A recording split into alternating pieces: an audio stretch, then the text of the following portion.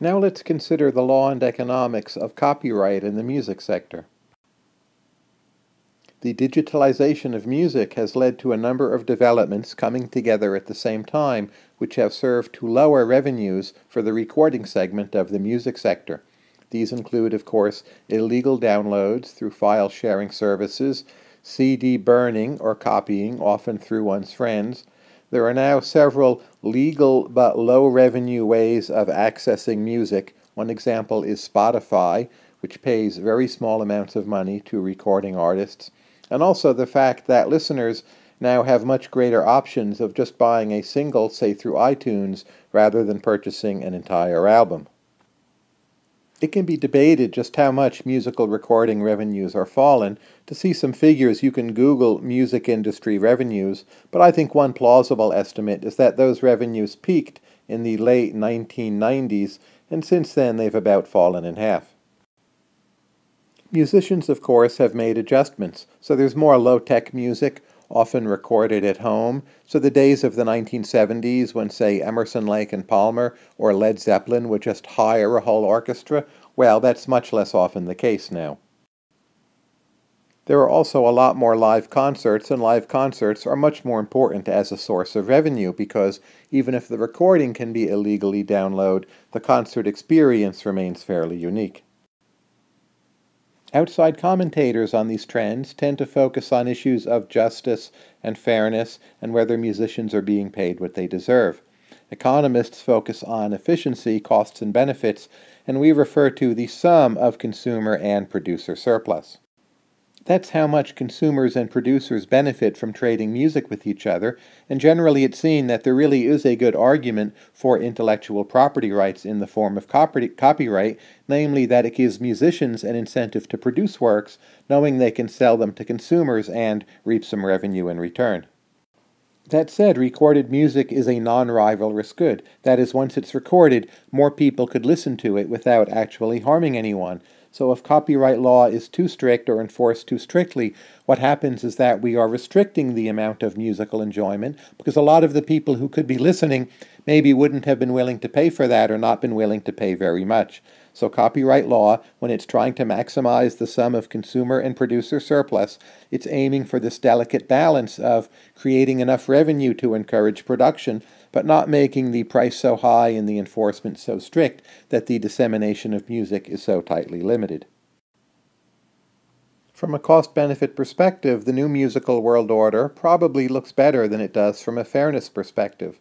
For one thing, what we see is that wasteful purchases of music have gone down. These days, it's quite common that you've heard music before you buy it, so you're much less likely to buy something which then you're unhappy with or you simply leave on the shelf or on your iPod not listened to. This means, by the way, that lower revenues are not in every way a bad thing. Sometimes it reflects simply better consumer information.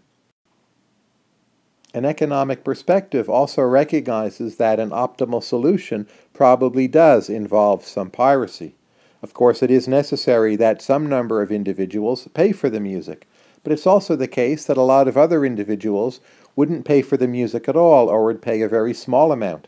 If you can get to a regime where there's a kind of partial copyright enforcement, where some individuals pay, but the individuals with lesser valuations either get the music for free or get it at a lower price and then talk up that music, it's at least possible that virtually everyone can be better off, including the artists and the music companies. You can think of that as another form of price discrimination. Now, we've probably overshot the optimum and we may well have too much piracy, but from an economic perspective, it's wrong to think that piracy is inefficient per se. It's hard to come up with a conclusive economic answer as to how efficient the world of recorded music is today. And a key question here really is about the social function of music. That is, music just isn't about listening to notes.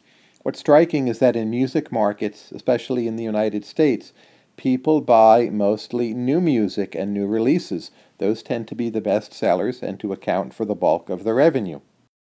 Why are people so obsessed with new music? Well, it's not that they've already heard all of the old music and mastered it. It seems to be that new music performs some special kind of social function involving, say, the signaling of what kind of person you are, who your friends are, of sorting people into social groups, and to understand the market for music, we need to understand this social function. So for me, a key question is this. We've moved into a world where there are a greater number of albums released because it's easier to enter the market, but in terms of revenue from albums and also songs, that revenue is much less. And does this new musical world perform the social functions of music better or worse? I would say at this point we still don't know. Here would be some of my guesses overall. That is, formerly, before digital music, copyright was too strict. It wasn't so much a question of the law, but simply that copying music was in a lot of ways pretty difficult. We're now in a world where, in some ways, copyright enforcement for music is too loose. We've somehow passed over a happy medium and gone rather quickly from too strict to too loose.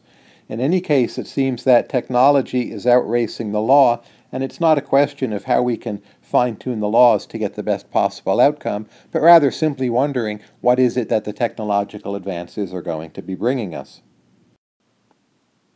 One point most economists do agree on is that the length of copyright term is probably too long.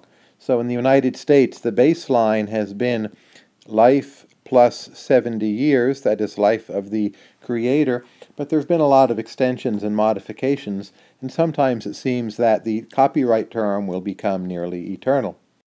The cost-benefit view is that copyright term should indeed be long enough to encourage creation, but you get a lot of those benefits after the first 10 or 20 years, and in some cases even after the first few years. Most musical works that are going to pay off well within that time horizon, and once that time horizon is up, it is more efficient for those musical works to enter the public domain.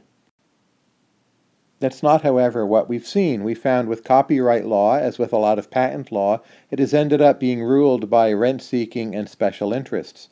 That is, there are some group of institutions, typically entertainment corporations, which have a strong financial interest in the term of copyright being ever extended, because for them it means higher royalties.